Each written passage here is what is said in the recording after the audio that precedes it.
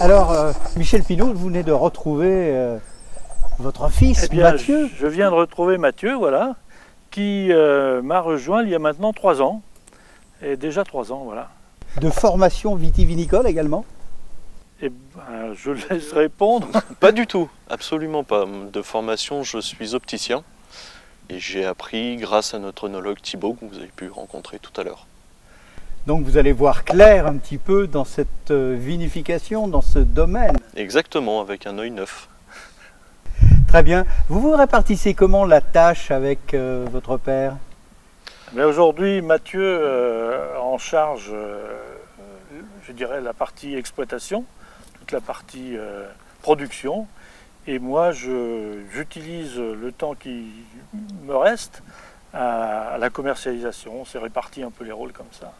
La commercialisation, ça vous connaît quand même quelque part? Ça me connaît un peu, puis ça me permet de voyager. Ça a plein d'avantages et j'aime beaucoup ça. Voilà. Quelques chiffres, comment se répartit la production, CHR, vente au caveau, distribution, GMS, exportation? Alors aujourd'hui, on exporte encore assez peu, mais le rosé est un produit qui commence à être connu hors de nos frontières, mais c'est assez récent. Et on vend à peu près 10% de notre production hors de France. Et justement, les 90% se répartissent comment? Alors les 90%, il y en a encore 10% qu'on vend au caveau.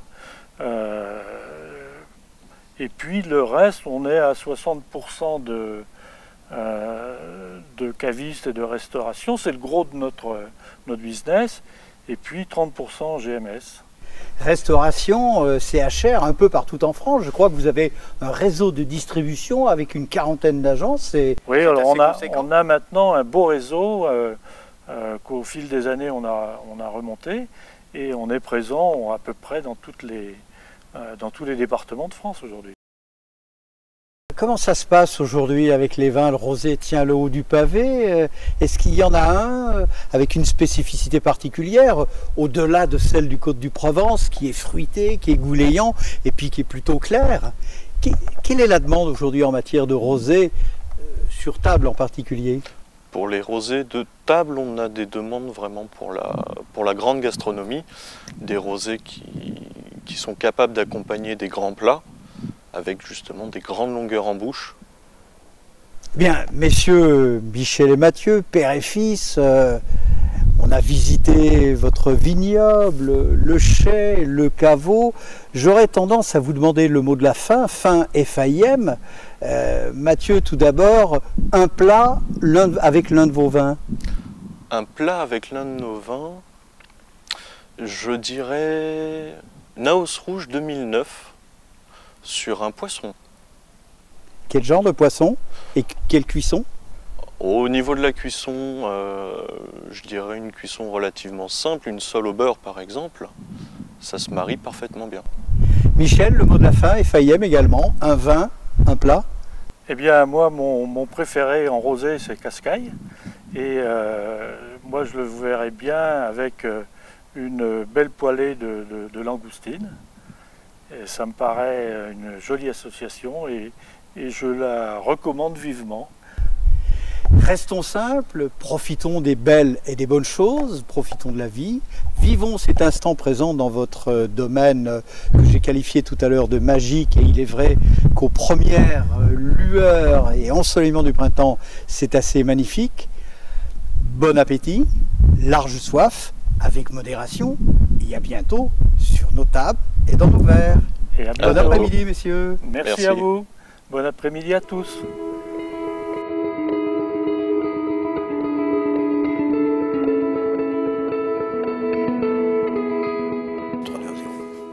Alors, Michel Pinault, toujours ici au domaine Ferry-Lacombe, au château Ferry-Lacombe, on a vu beaucoup de choses, vous nous avez fait découvrir beaucoup de choses. Il y a quand même quelque chose qui m'intrigue. Si je vous dis Equinox, Cascaille, Edus, Nao, et puis j'aurais peut-être oublié un cinquième. Peut-être Phyllis alors. Et peut-être Phyllis. Ouais. Ça veut dire quoi tout ça? Ce sont des étoiles, des constellations, et quel est le rapport avec vos vins? Eh bien, le rapport avec nos vins, c'est que on essaye d'en faire des étoiles. On essaye d'en faire pour la gastronomie. Pour la gastronomie. Et ça nous a paru une assez bonne idée de leur trouver des noms d'étoiles. Pour autant qu'elles ne soient pas filantes. Parce que d'abord, il faut qu'elles brillent, et qu'elles brillent constamment. Et nous en avions une historiquement, c'est Cascaille. C'est la seule étoile qui n'apporte pas le nom d'étoile. Ça a été pendant longtemps notre cuvée de prestige. Et c'est devenu la première étoile de Ferry-Lacombe. Et puis on en a mis plein d'autres autour. Et aujourd'hui, on a une gamme de 5 rosés, ce qui est assez exceptionnel pour un domaine de Provence. 3 en appellation Côte-de-Provence et 2 en appellation Côte-de-Provence Sainte-Victoire. Donc avec la fameuse dénomination. Et puis je vois qu'on part de la bouteille de 75 centilitres traditionnelle et qu'on va jusqu'au Mathusalem en passant par le Réhoboam. Alors on va, effectivement, on va trouver le Mathusalem, 6 litres, le Réhoboam. Ça c'est pourquoi? C'est pour faire les fêtes l'été sur la plage? Alors c'est exactement avec les copains? C'est exactement pour ça. Ça c'est des vins qui sont destinés à faire la fête. Le rosé, c'est un rosé de fête. Convivial. Et donc, c'est un produit qui répond à cette demande de convivialité et de fête. Donc, cette notion un peu, j'allais dire, ésotérique et du ciel, c'est pas un hasard chez vous? C'est la volonté de positionner un petit peu nos produits et de faire rêver aussi tous les consommateurs qui nous font confiance, voilà. Cascaille, alors on en a beaucoup parlé, mais on ne l'a pas goûté encore. On se le goûte. Alors allons-y. Donc ça c'est un nouveau millésime, c'est le millésime 2012. Il a une jolie couleur rose, un joli rose acidulé. Ah, ça c'est le rose Provence, moi j'appelle ça le rose Provence. Absolument.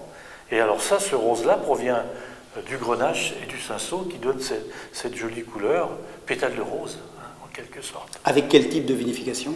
Alors, ce sont des vinifications à basse température, avec des températures contrôlées. Comme nous l'a dit Thibaut tout à l'heure. Comme l'a expliqué Thibaut. Et ensuite, ce sont des vins qui sont élevés sur lit fine jusqu'au mois de février, date à laquelle on commence les mises en bouteille. Et là, vous avez la mise en bouteille du nouveau millésime 2012. Chez vous, il n'y a jamais de vinification en cuve, enfin en foudre ou en chai? Alors, on privilégie, ça ne se fait plus. Pour les rouges, on privilégie la recherche du fruit, l'expression du cépage sur son terroir. Et pour cela, on a complètement mis de côté l'élevage en bois. On veut exprimer tout le côté fruit de notre cépage et de montrer comment il se développe sur ce terroir magnifique. Vous êtes passionné, j'oserais dire que de la vigne à la bouteille, il n'y a que quelques enjambées en fait. C'est une chaîne directe. C'est une chaîne directe et c'est un vrai bonheur que de pouvoir transformer de jolis raisins en jolis vins. Voilà. Michel Pinault, hormis le fait que vous avez un nom prédestiné dans le vin, d'où vous vient cette passion? Je ne me l'explique pas vraiment, c'est quelque chose que j'avais en moi et que j'ai eu la chance de pouvoir mettre en œuvre. Voilà. Effectivement, Pinault, pays et noté, ça ne s'invente pas, c'est peut-être ça aussi qui a été à l'origine de ce choix, je ne sais pas. Remarquez, Godet, G-O-D-E-T, ça se fait aussi. Santé, amitié, convivialité, et puis... Santé, c'est jolis arômes de fleurs blanches, de pêche de vigne. On est vraiment sur le fruit. On est tout à fait sur le fruit. Une grande typicité.